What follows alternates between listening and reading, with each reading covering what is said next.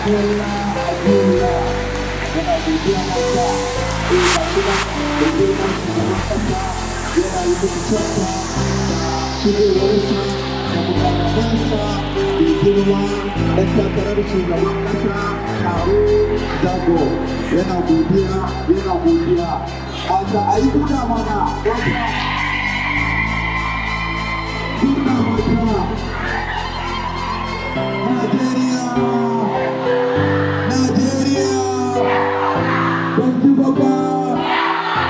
Nigeria,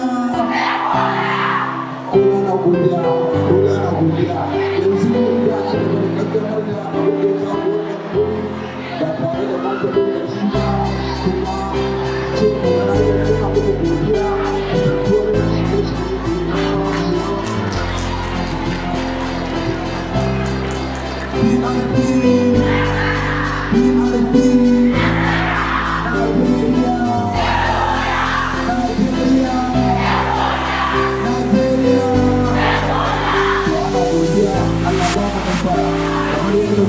wannan jam'iyya ta PRP nasara jam'iyya ce da girman gaske jam'iyya ce wacce muka sani ta fice da mutanen Kano jam'iyyar Mara Aminu Kano wannan jam'iyya ta shi ce wannan bawan Allah da ya ta kokari akai da ga dukewar wannan jam'iyya wannan ko ake yi domin aka ce PRP jam'iyya ce ta Kano jam'iyya ce ta mutanen Kano jam'iyya ce ta ku shi sa ake ta kokarin a ga yadda za a yi an tattara ku an gaya muku gaskiyar lamarin siyasar Najeriya ku zaɓi PRP nasara ku zaɓi Kola Abiola ku zaɓi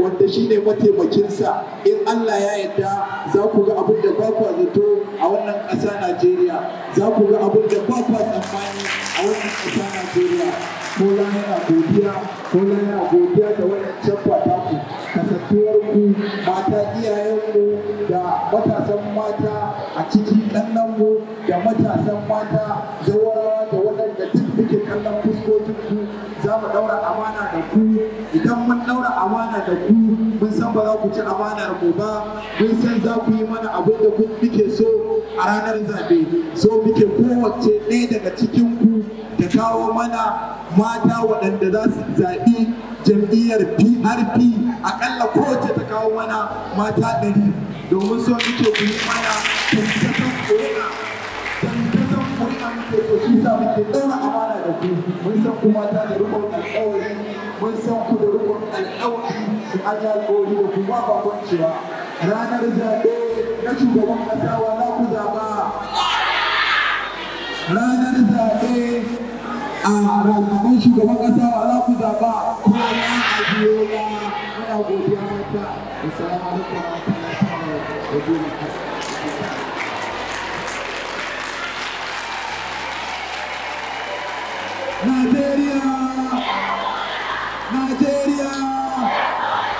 Nigeria, a wace jam'iyya?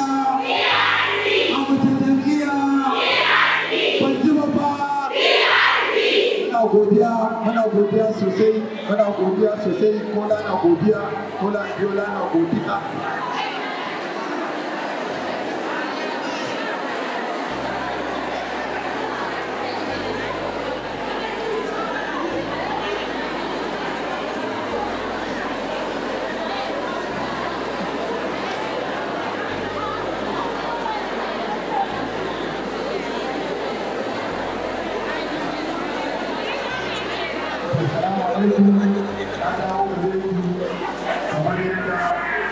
ta kowane ɗan siyasa yana da manufofi wanda yake a zuciyarsa da kuma wanda zai sanar da ku a matsayin ku na masu zaɓe. Wannan tafiya ta PRP kasantuwar an ƙirƙire ta ana ta yi shi sa ko mutanen Kano muka bari sai a ƙarshe domin Kano ta tafiyar PRP ce shi sa aka bari sai daga ƙarshe. Yanzu idan an fara buɗe taro da addu'a za mu yi karatun Qur'ani ma kamar yadda aka saba taron mu mutanen Kano za a buɗe taro da addu'a a janda ta farko a samu wanda zai karatun Qur'ani daga cikin mu sannan sai mu fara taro kamar yadda aka saba. Yanzu buɗe taro a da addu'a za mu saurara daga baki ɗaya cikin mu insha Allah. Wala ana Ahmad shi ne zai buɗe da addu'a. Wala ana Ahmad. Yeah, very good. Yana kusa zai buɗe taro da addu'a. Wala ana Sunan. Nigeria. I think this camera is on manual, but it's supposed to be on manual now. I should take it to M. It's not manual. Because I see the exposure in a in a shiga will be settings. Let me cut it.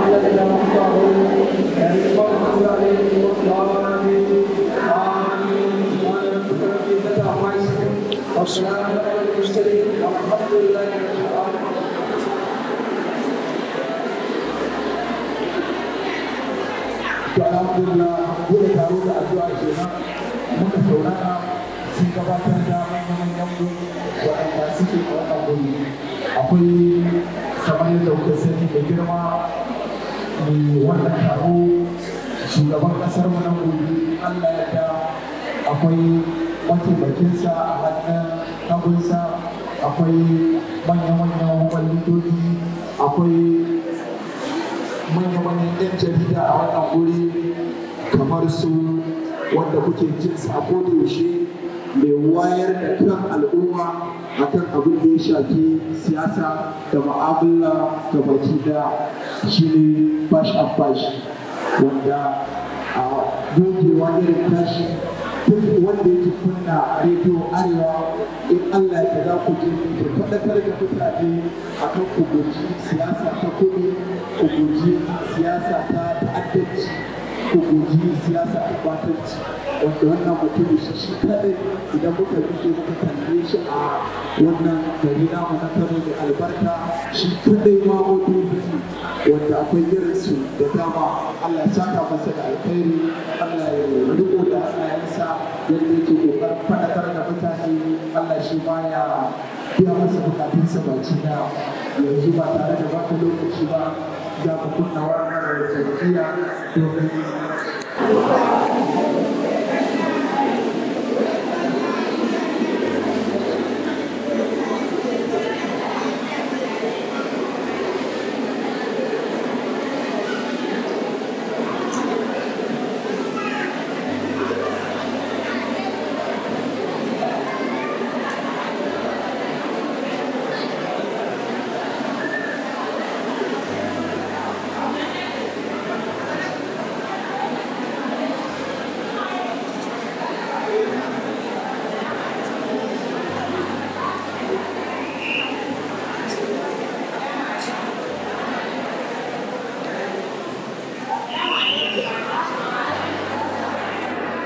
kawai za mu kada masa. Tun da tsakaninmu da ku akwai kara, tsakaninmu da mata akwai kara, zan muku kara za ku yi kara. To don Allah kuma kara ku samu ɗan takarar nan, duk ɗan takarar mu ne gaba daidai da Allah.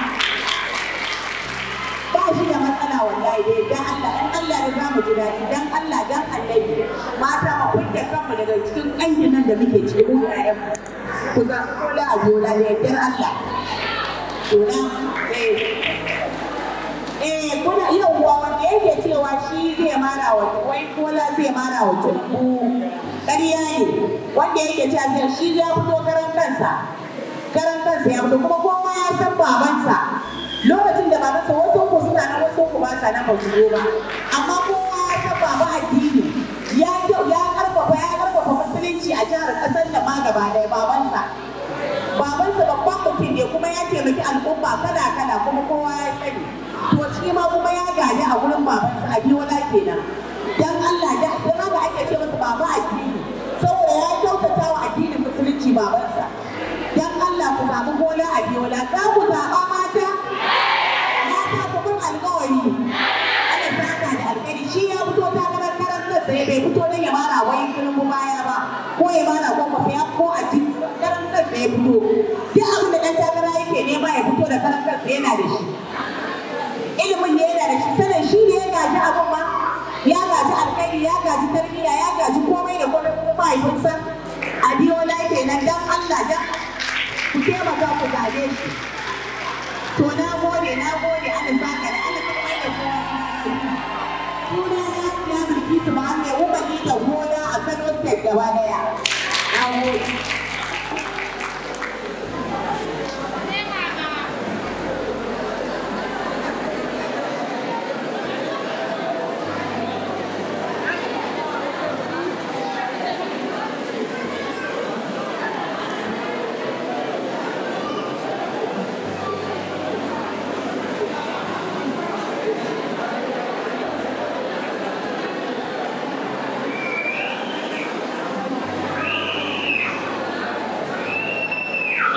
sannunku da zuwa mata sannunku da zuwa mata sannunku da zuwa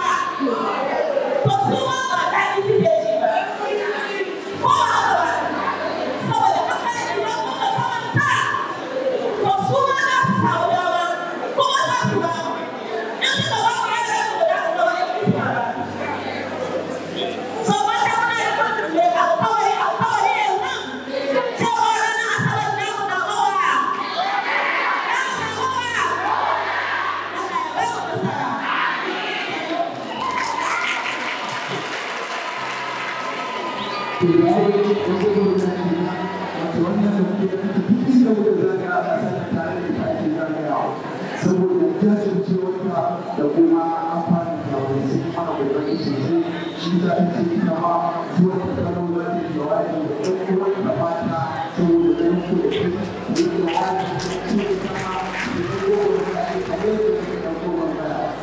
Najeriya da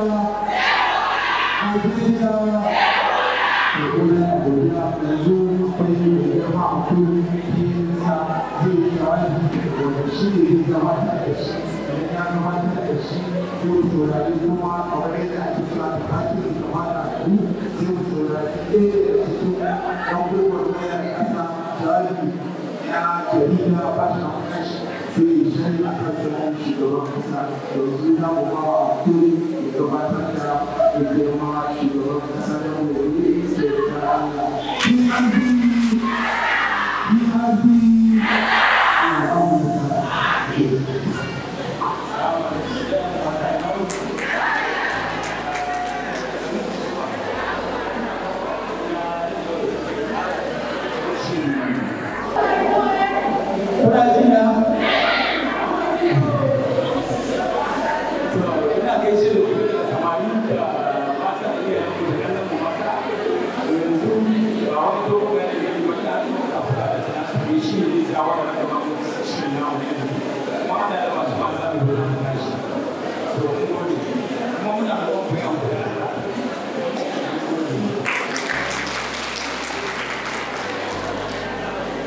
wato jawabin kola kenan sai wanda ramar nasu da gawa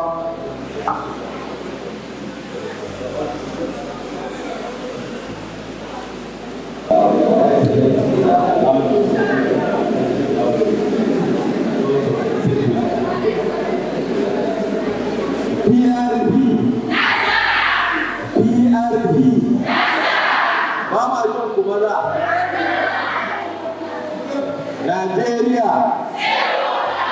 Najeriya ban ji ba Allah ba mu nasara to kamar yadda kuka sani kiyayen mu mata da samari ga su nan a sama Najeriya kowa ya ɗanɗana ya ji a jikinsa ya ji abin da ƙasa take ciki nawa kuke siyan shinkafa da yanzu ba kuna son ku sake siyan ta 6,000 to ku zaɓi Kola Abiola. Kowa ya san waye mahaifin Kola Abiola a Najeriya. Baban addini ne sannan yana jin ɗan talaka. Shi kansa Bola Ahmed Tinubu yaron gidan Abiola ne. Ba wai koya masa siyasa zai yi ba, ba nuna masa yadda ake siyasa zai yi ba. Saboda haka idan kuna son ku samu sauki a rayuwarku ku zaɓi Kola Abiola. Ƙasa ta lalace babu tsirara ga samari nan da yawa babu aiki ba sa zuwa makaranta babu abinci babu abinci yunwa ma ta ishe su saboda haka yana da kyau duk ƙarfin yana hannunku masu zaɓe maza da mata saboda haka da samari da mata ku fito ku kada ƙuri'a a jibi ranar asabar don ku samu canji ban ji kun ce to ba to yana da kyau ku tashi a ɗaya sosai ku zaɓi jam'iyyar PRP da fatan Allah ya yi mana jagora idan da har kun gaji da yanayin da ake ciki ku fito ku zaɓi jam'iyyar PRP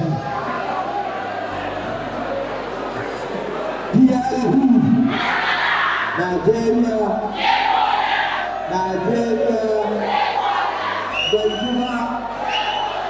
Najeriya to Allah ba mu nasara Allah ba mu nasara daga a fito da mutane ranar asabar a zaɓi jam'iyyar PRP da fatan Allah ba mu nasara a gode ɗaya daga cikin an dogara da cika muna godiya yanzu filin ya cika ya yi cikar koli wadda duk wanda suke shigowa matasan mu shi da girma shugaban ƙasar gobe da Allah yana kallon shi yana kuma yi mishi yana da shi yana godiya sosai. Yanzu sai ya haya Usman kuma zai zo sa albarkacin bakinsa suna tafiya ta kidoci har zuwa da samu gabatar da shugaban ƙasa Kola Abiola su ne.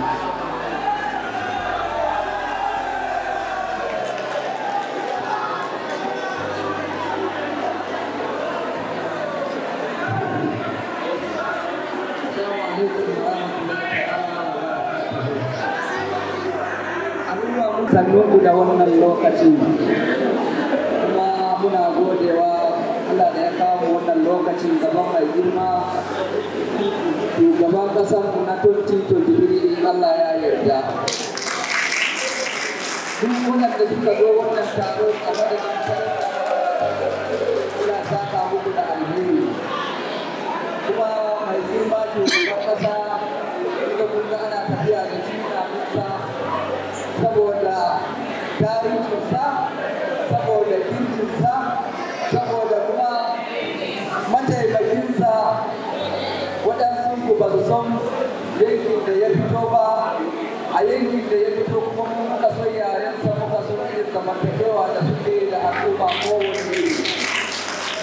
Saboda haka ina so ku zaɓi mana PRP.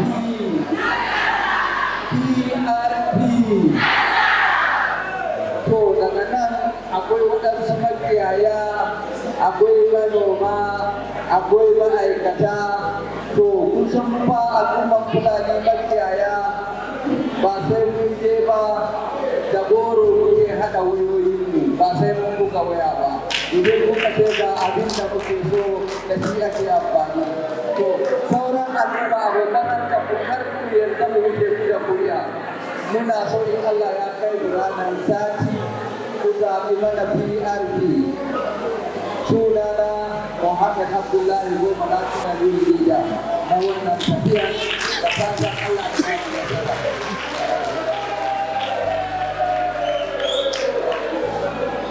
A madadin jagoransa ne wannan jawabi muna godiya. Yanzu sai Yusuf Aminu Mato shi ma zai zo zai sa mana albarkacin bakinsa.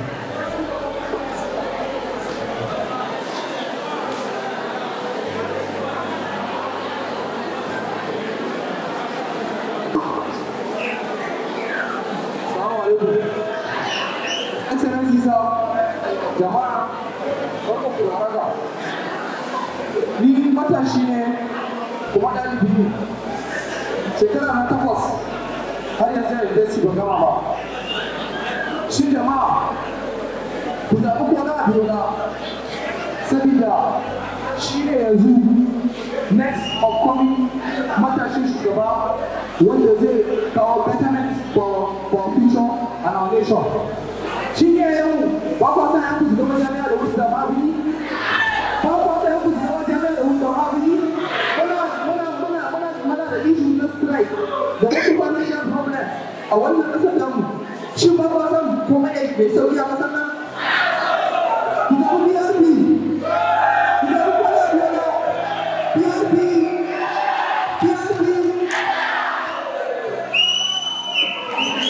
Muna godiya abin da mato ke da jawabinsa.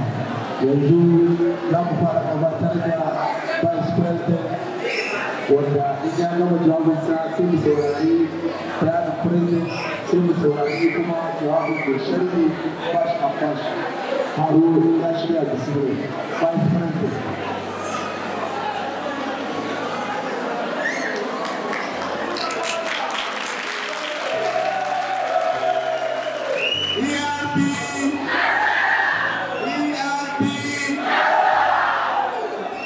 Matasawa kuke so? An ji ku ba matasawa kuke so? Wani fati za ku zaɓa? Mata fawa kuke so? Ban ji ku ba? Iyayenmu mata wa kuke so? Allah ya ba mu nasara. Sunana Haruna. Kaduna State. Ni daga Kano akwai dawa, kwanan dawa ko? Akwai dawa ko? To ku ne ai. Allah ya ba mu nasara na asabar. Allah ya taimake mu duka. PRP!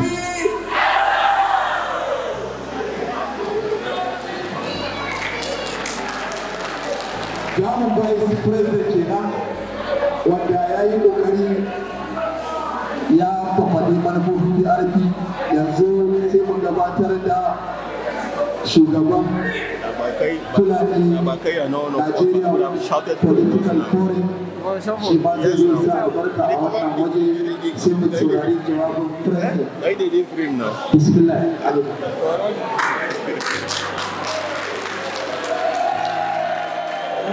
Kola Abiola, PRP,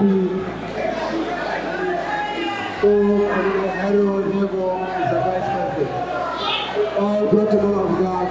Assalamu alaikum.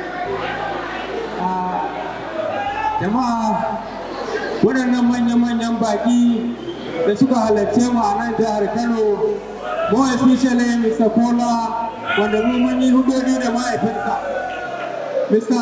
Abiola kowa ya san shi a Najeriya, mutumin ne 'yan siyasa cikakke wanda ya ci zaɓe a Najeriya.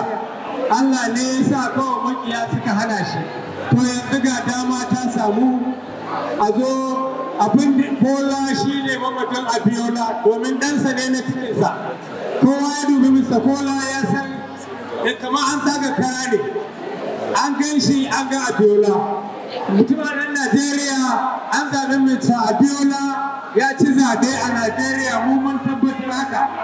To, amma Allah bai nufa ba al'umma a Najeriya mu mun san wannan. To yau ga ɗansa ya fito saboda kishin ƙasa, kishin Najeriya da Najeriya da ta koma aka ganin irin abubuwan da ake ciki. To ya ku Allah na jama'a ya kamata mu tsaya mu duba mu daije mu zaɓi Mr. Kola da mana da jagorance mu a ƙasa domin halin da Najeriya ta shiga to a samu a ceto mu a cikin irin waɗannan hali. Domin mahaifinsa ya yi ƙoƙari bakin iyawarsa mu mun sani mun ba shi ƙuri'a 100%, kuma ya san ya ci Kano, Mr. Abiola ya ci Kano mun sani. To yanzu da dama ta samu Mr. Kola ya fito gashi a Kano. Jama'ar Kano za ku zaɓi Mr. Kola? To wanda zai zaɓe shi ya ɗaga hannu mu gani.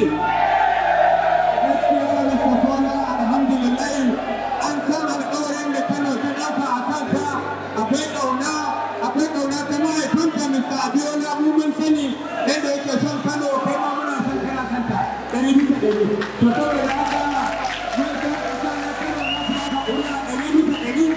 kuma za a yi waɗannan 100% in Allah ya.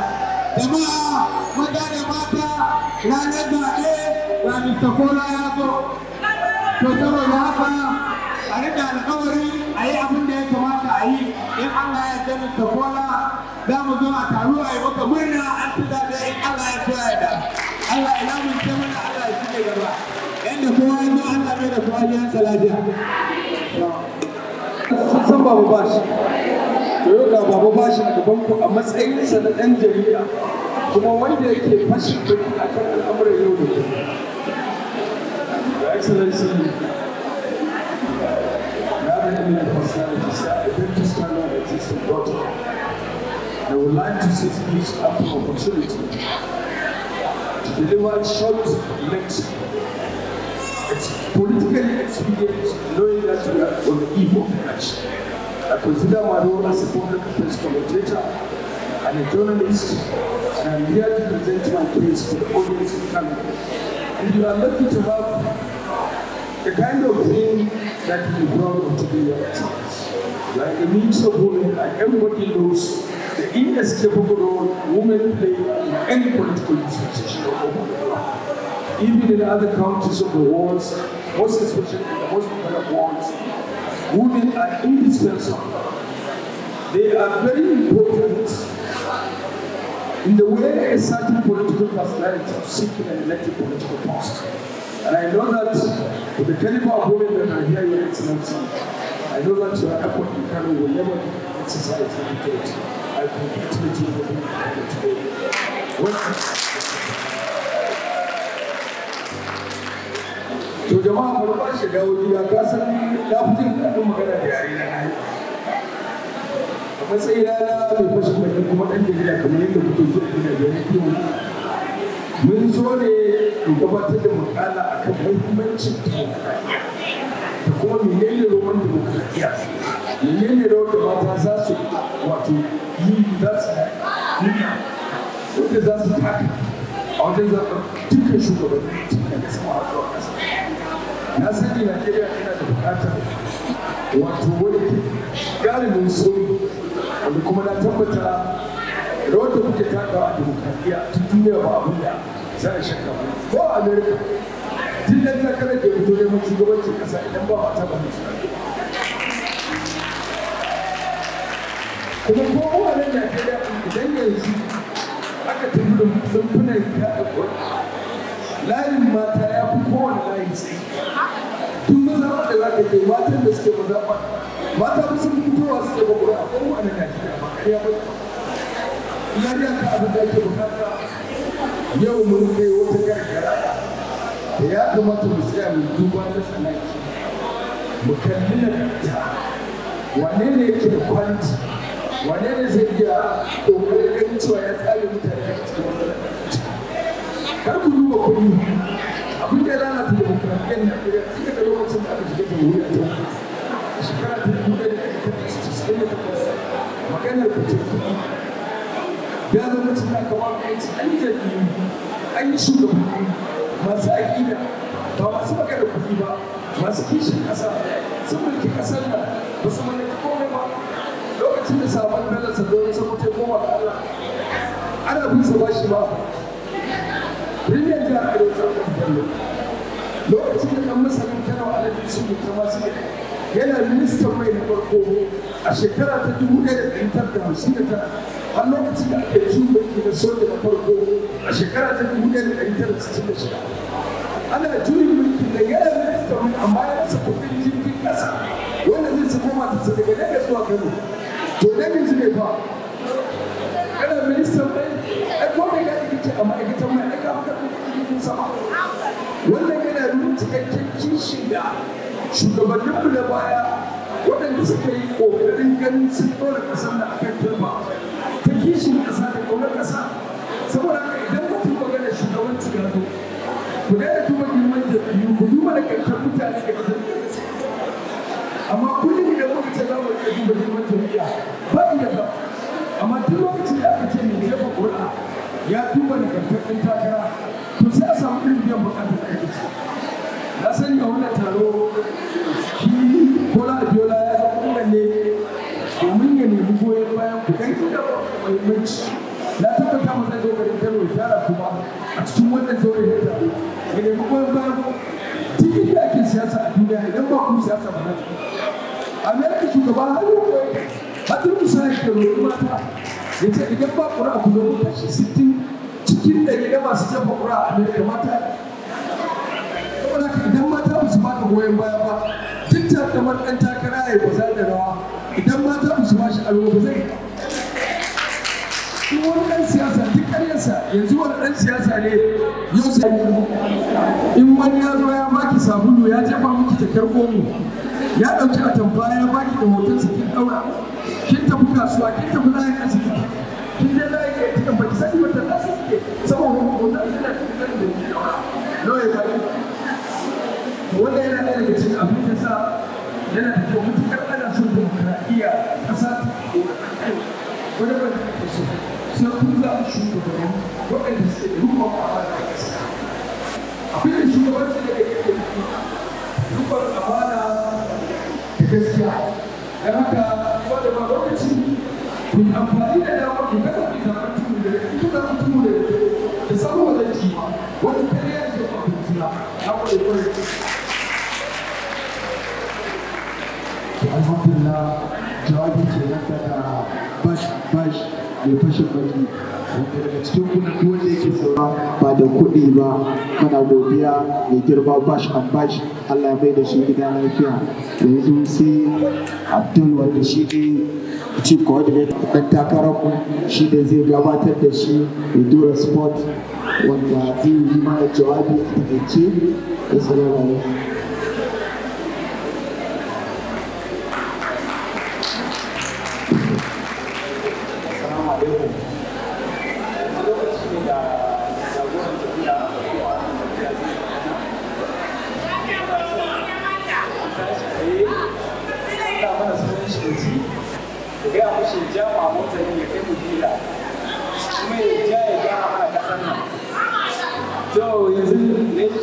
Muna so mu kirawo ɗan takarar Alhaji Kola Abiola.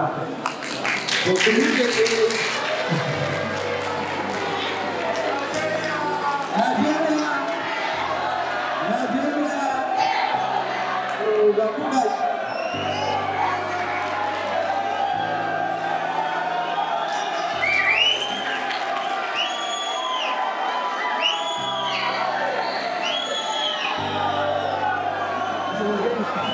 I'll get them, don't worry.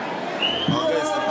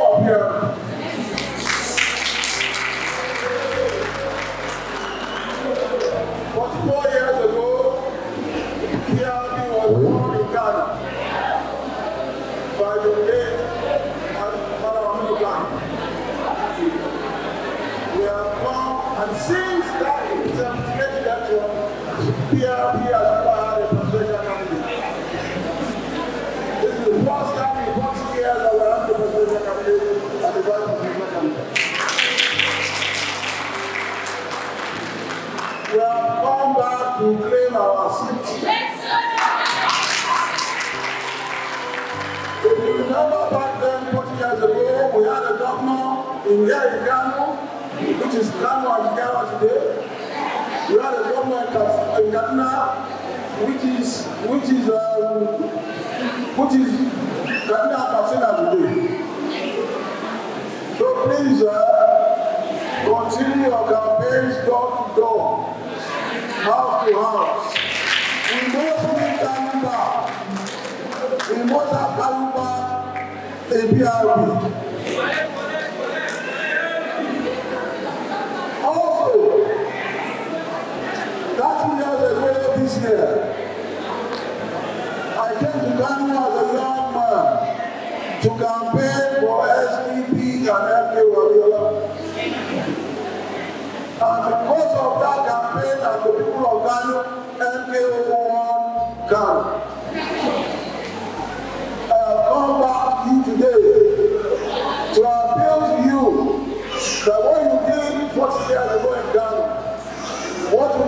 30 years ago in Ghana by giving MKO the winner of Ghana State in the presidential election.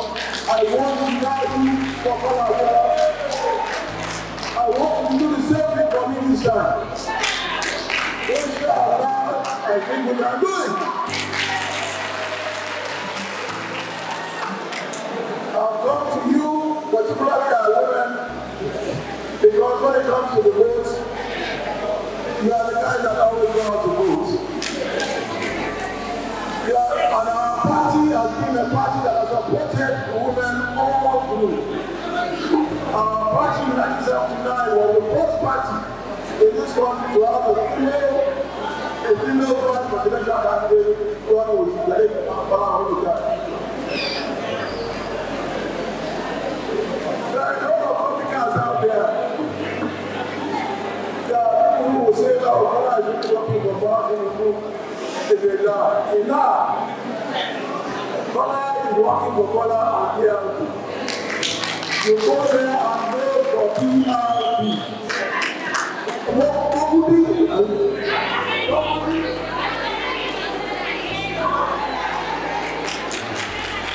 You go there and vote for the local. That is the symbol there. You will not see Kola on the white paper. You will not see Harab on the white paper. But you will see nobody. That is what the right is. And you need to start the press.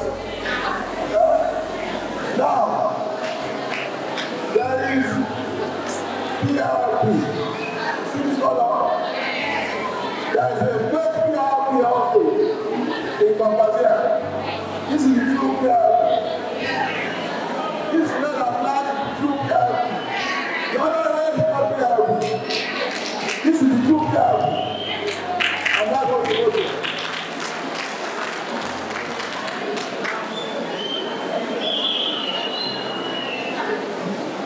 More than 40 years ago,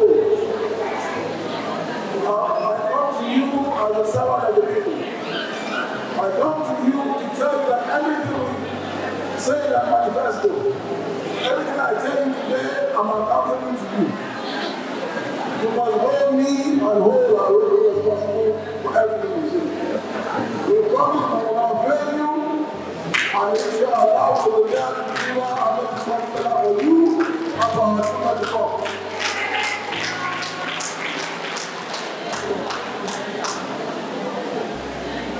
We have special programs for our women. We have programs for making sure that our children, our girl children, have an education. If you remember, our girl children started having education under Kannywood. We will do that and do it better.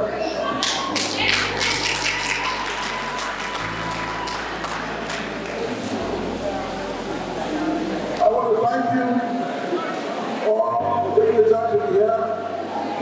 And inshallah, the next time I see you, I will see you as the President of the Federal Republic of Nigeria.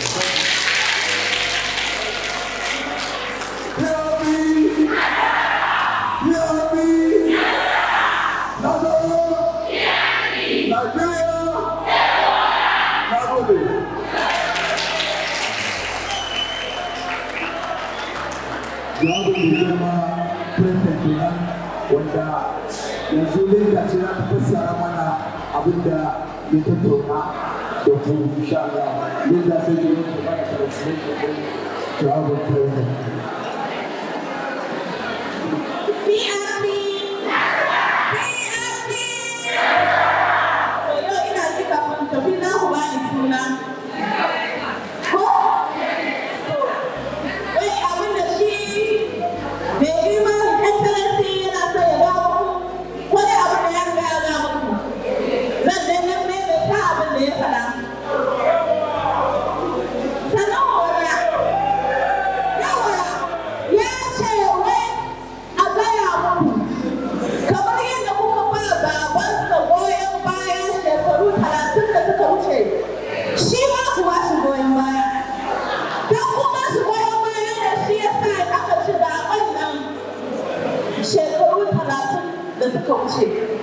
Ya dawo a matsayin ɗan ɗansa na babansa, don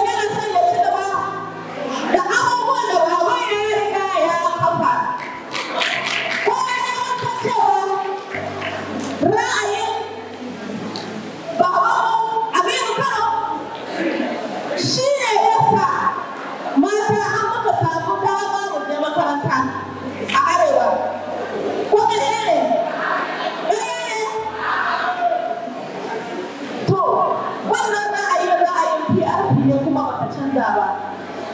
Saboda haka ku ba shi goyon baya. Ko ya ce idan muka je ranar zaɓe ba za mu ga fuskar shi ba, kuma ba za mu ga fuskar mataimakon shi ba. Sai dai mu ga wannan mabuɗin alheri. Dan Allah ku lura da kyau. Rogo na PRP tana nan ƙasa da na PDP. Kada ku sake a yi sakaci. Kada ku sake mu dangwala musu. Mu dangwala wa PRP inda akwai mabuɗin alheri. Mabuɗin da zai buɗe mana nasara. Haka shugaban ƙasa Allah ya yarda ya ce a gaya muku. Wani daɗi. Wani daɗi. Don Allah ranar Asabar. Ku fito da ku da gwamnatin mu a zo a dangwala mu PRP. Za mu yi. Za mu yi. Za mu yi nasara. Kuma kada mu mistake da hulan. Kun dai ga hulan shi. Kun ga akwai ja, akwai fari, akwai baki. Kuma haka logon yake. Za ku ga mabuɗin alheri, mabuɗin nasara. Kada a manta, shi yasa nake maimaitawa. Saboda haka mu fito mu zaɓi PRP. Mata wa muke so? Mata wa muke so? PRP! Najeriya! Allah ba wa nasara.